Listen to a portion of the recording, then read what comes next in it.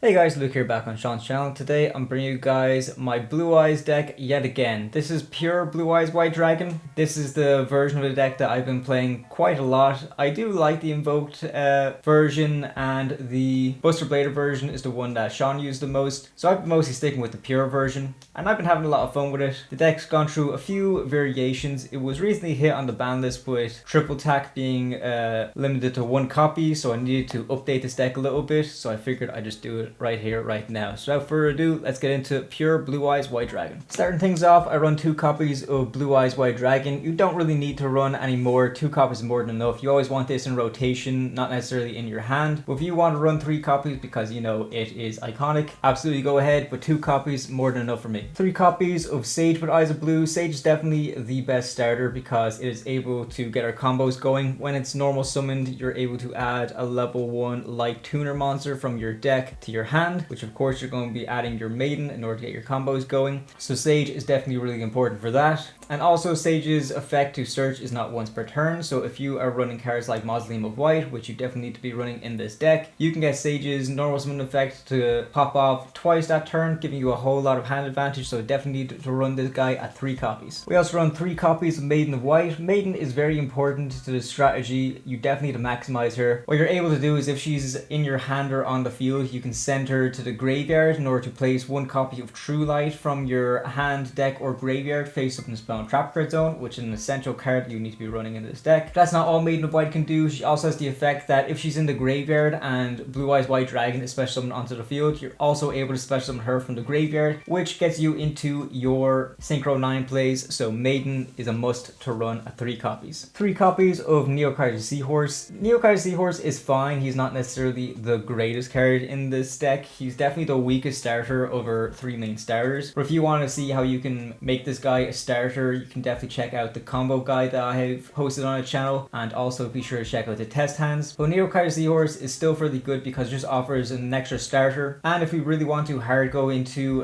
Blue Eyes Ultimate Spirit Dragon, you're going to be needing Neo Kaiser Sea Horse in order to be able to pull that off. So I do think it's still necessary to run at 3 copies just so we can maximize our 1 card starters. Right, the slight bit of non-engine now is Bystial Magnamhut and Bystial Druiswurm. I know some people say, oh well, this isn't pure if it has Bystials in it, but sure, look, there's just 2 cards in a 40 card deck. It's not necessarily a big engine. It's just nice because I see this more as interruption, considering that they're able to banish light and dark monsters from your opponent's graveyard if so necessarily be. So I mostly just see these Bystials as hand traps more than actually see them as extenders. So I definitely think they're worth the run, but if you want to change it out with something else, you can be my guest. I'll probably just breeze through the hand traps right here. We run 3 copies of Effect Veiler. Effect Veiler is probably the most essential hand trap that you're going to be running because you can actually search this off of your Sage with Eyes of Blue, and you can also search this off of your Wishes for Eyes of Blue as well. So there's a lot of ways we can get Effect Veiler into her hand, so it's a good interruption to have against our opponent. Triple Ash Blossom as well. This Ash came with the structure deck, so you have no reason why you shouldn't be playing it. I definitely recommend maximizing it out. And then finally, 3 copies of Droll and Lockbird. I've been kind of going back and forth between Droll and Nibiru. I actually don't run Nibiru at all in this deck, just because I find Droll to be just a little bit better. But if you want to run it, absolutely go ahead. But I do think Droll having that lingering effect might just be a tiny bit better, so that's what I would recommend you do. But again, this deck is open for your own interpretation. Do what you will. We run 3 copies of Wishes for Eyes of Blue. This is most likely going to be the card that you are going to be setting off of your True Light if you're going for the linear combos. So it mightn't necessarily be too important to run it at 3 copies, but I still think it is worth the run. What it does is you need to discard 1 card, and then you can add 1 level 1 light tuner and 1 spell / trap that mentions Blue Eyes White Dragon from your deck, and you can add it into their hands. So of course you can search whatever monster you need, if it be Maiden, Sage, or even Effect Veiler if you want to. You can add that off of this card, and then the spell that you're going to be searching off this will be Roar of the Blue-Eyed Dragons, or if you want to add a trap, Majesty of the White Dragons, that's also an option for you. So Wishes is just a very good way for us to get into our very essential combo pieces. But that's not all it does. It has another effect where you can banish this card from your graveyard, and you can target 1 Blue Eyes White Dragon that you control and equip 1 Blue Eyes monster from your extra deck to it as an equip spell. The reason why that's so good is because that means you're able to target a Blue Eyes White Dragon that you control, equip it with your Neo Blue Eyes Ultimate Dragon from your extra deck, and then from there you're able to go straight into your Tyrant just by attributing that Blue Eyes as equipped with Ultimate Dragon. Not only is that good at getting Tyrant Dragon out as quickly as possible, but also Neo Blue Eyes Ultimate Ultimate Dragon offers a bit of protection while it's in the graveyard, so it's a good way of getting it into rotation as quickly as possible. So 3 copies of Wishes I highly recommend. I run 2 copies of Roar of the Blue-Eyed Dragons. You can get away with running this at 1, but the reason why I upped it to 2 was not only because I needed to fill space because talent was hit, but also there's been a few times where I've had opportunities with Wishes in my hand, but I couldn't necessarily activate it because I also had no targets to search a spell, as in Majesty and Roar were already in my hand also, so Wishes just became an absolute brick, which is a big thorn in the side, so you definitely need to find a way to kind of combat that. So I think having an extra copy of Roar of the Blue-Eyed Dragons is pretty good for that, just to make sure that your Wishes is constantly live, and also it's just a nice easy way to special summon your Blue-Eyes White Dragon now onto the field as quick as possible. So I think 2 is very good. We also run 1 copy of Mausoleum of White. This of course is the field spell that you're able to search when you special summon your spirit with Eyes of Blue. What Mausoleum of White does is that you can target 1 monster on your side of the field, and then you can send a normal monster from your deck to the graveyard in order to increase that monster on the field's attack by 100 times the level of the monster you send, which is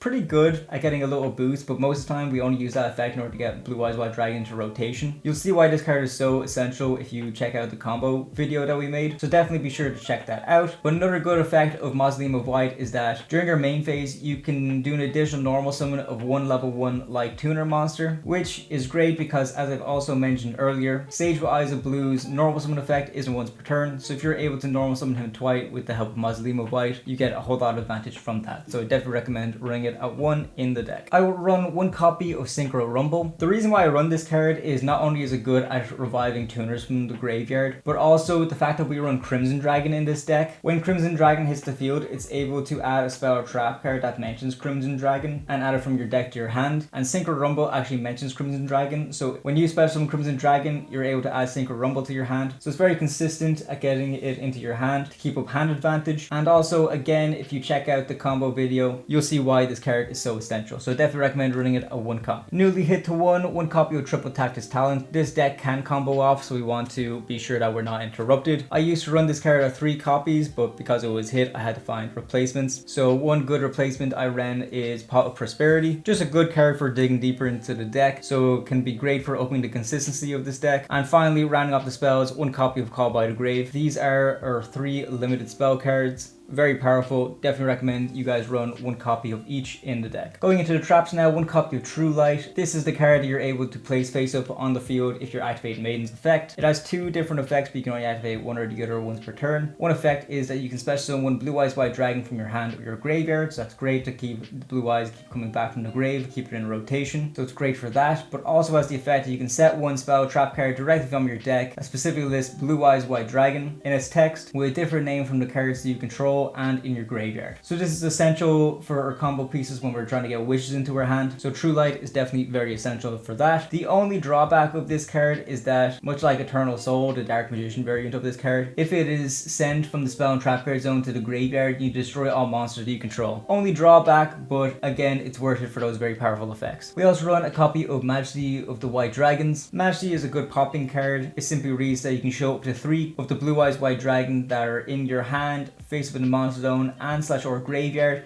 Then you can destroy an equal number of cards that your opponent controls. It's very important to have your blue eyes constantly in rotation, so most times they're either on your field or in the graveyard. So it's a very easy way for us to just non-target pop 2 cards in the field. So I definitely think Majesty is worth a run for that. But it's also searchable off of our Wishes, and we can also set it off of our True Light. I definitely think it is worth the run at 1 copy. We also run 3 copies of Infinite Impermanence. Imperm is just a very good hand trap, very universal, great against any deck, so I definitely think it is worth running at 3 copies in this deck. And then finally, rounding this off, since this is a going first deck, 3 copies of Solemn Strike I really like. I just really like having the Solemn cards in Blue Eyes decks just because Solemn cards are quite nostalgia and so is Blue Eyes as well. So I just like running them in. If you want to have Solemn Judgments in here instead, you can absolutely go ahead, but I actually run the Judgment in the side deck because I like the main deck Strike, just because I think, judging by current Yu-Gi-Oh meta, it might just be a little bit better. And I don't see this as a brick in the deck because most of the time our combos just need 1.5 cards. cards. So Strike is always good to have in your hand, so you can set it to your back row to really mess up your opponent. Going into extra deck now, I run 3 copies of Blue Eye Spirit Dragon. I know a lot of people only run it at 2. I think he's just too important to run at any less than 3, just because you do need 2 copies in order to go for your regular board of Stardust, Sifr, Divine Dragon, and Blue Eyes Ultimate Spirit Dragon during the end phase. But I just think if that our opponent manages to out our board, it's always good to have an extra spirit just in case we need to recover. So I think it's very important to have that. If you guys want to run it at 2, go ahead, but I think 3 is the most optimal. We just always want to make sure that we have a way to recover with this deck. Sticking with the level 9 synchros, I run Hot Red Dragon Archfiend Abyss and 1 copy of Lightstorm Dragon. Hot Red Dragon Archfiend Abyss can only be brought out using our Crimson Dragon targeting a level 9 synchro on the field in order to go into him. So he is harder to go into than some of the other monsters in this extra deck. And if you're going with the Crimson Dragon plays, most of the time you're already going with some powerful Synchro 12 monsters anyways. But that's open to interpretation, it's just depending on what your preference is. I just think Hot Red Dragon Archfiend Abyss is good because it can just negate the effects of a face-up card in the field as a quick effect. So if your opponent is just activating a card from their hand and placing it onto the field, you're able to use Archfiend Abyss to negate that card. So I think it's very good for that. I think Lightstorm Dragon though is very essential, so I think this is a must to play in the deck, just because most of the time when you are going for your Synchro 9 plays,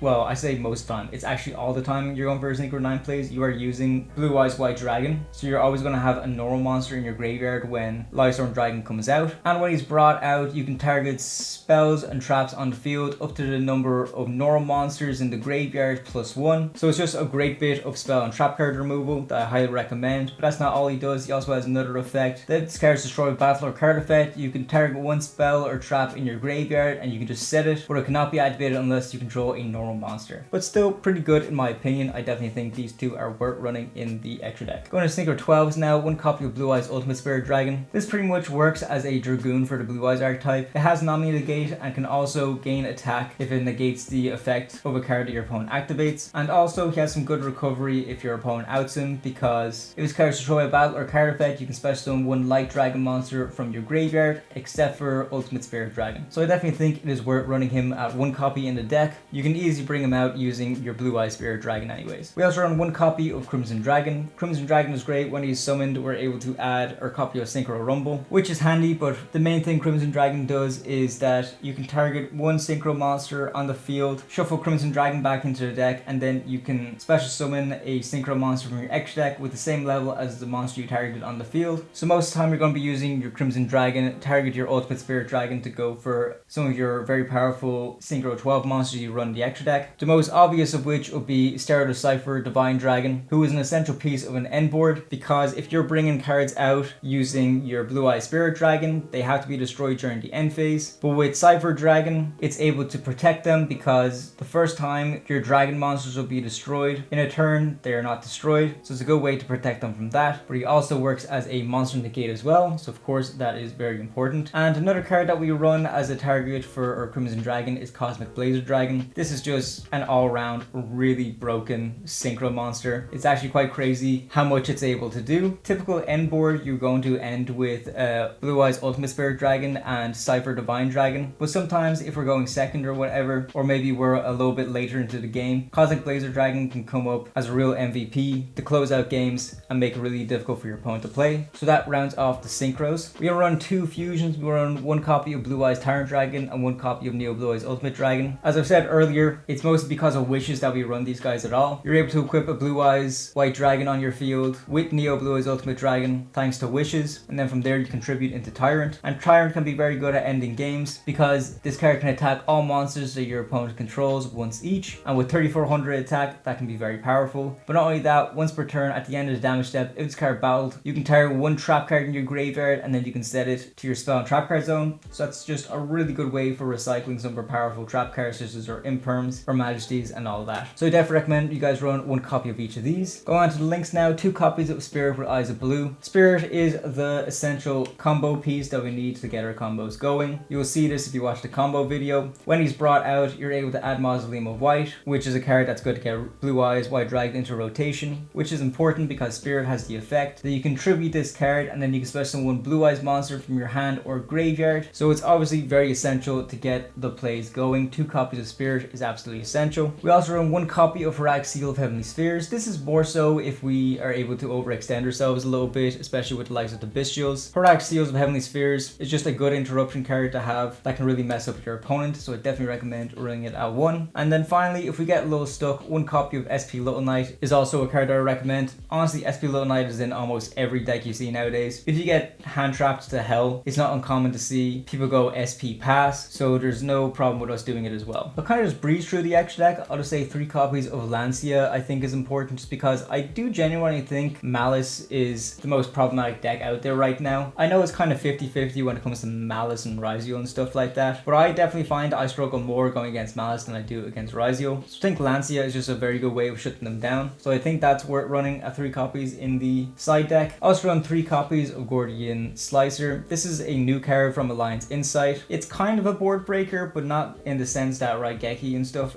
is a board breaker. Gordian Slicer works a little bit different because you need to activate it at the start of your main phase 1 or 2. You can target any number of face-up cards on the field, and then for each targeted card, you can banish 1 card from your hand or 6 cards from your extra deck face down, and then you return those targeted cards to the hand. So honestly, with this deck, we actually do keep up hand advantage very, very well. So I think Gordian Slicer can be very good at just bouncing a bunch of our opponent's problematic monsters, because we do use a lot of cards in our extra deck, so it's preferable if we don't banish stuff from our extra deck. But having said that, if needs be, we can also do it. So I think Gordian Slicer is very good for that. And of course, the most crazy thing about this card is that this card's activation and effect cannot be negated. So although you have to activate it at the start of your main phase 1 or 2, your opponent just can't really interact with it at all. So that's why I think it's definitely worth the run. I think it's going to be a side deck staple for the foreseeable future. And speaking of side deck staples, 2 copies of Lightstorm and 1 copy of Harpy's Feather Duster. Just great at removing back row, and Lightstorm is great at removing monsters as well. I think that's definitely a must to run in the side deck. I also run 3 copies of Dimensional Barrier. Dimensional Barrier is really good against the likes of Raziel and stuff like that, but I think it can also find a place as like really crippling for other decks as well, especially that ritual deck. Mr. Rugi's kind of being on the rise right now. Dimensional Barrier you can actually call ritual with this card, so it can definitely mess up your opponent in that way.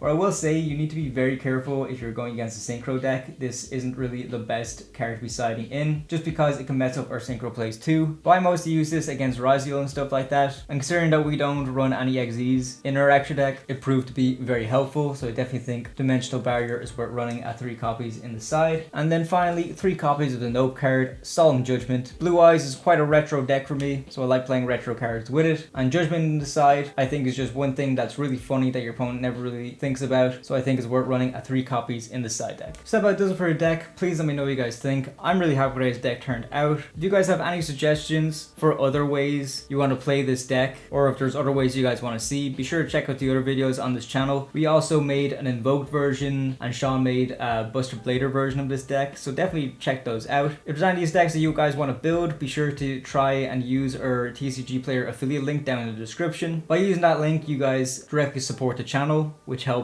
motivate myself and Sean to keep bringing you guys these videos. Big shout out to our members, Kieran Thompson and Ronio. We really appreciate your continued support, so thank you so much for becoming members of the channel. And for the rest of you guys, if you can just like the video, subscribe to the channel, or even leave a comment, it'll all be appreciated. Thank you very much for watching. We'll see you guys next time.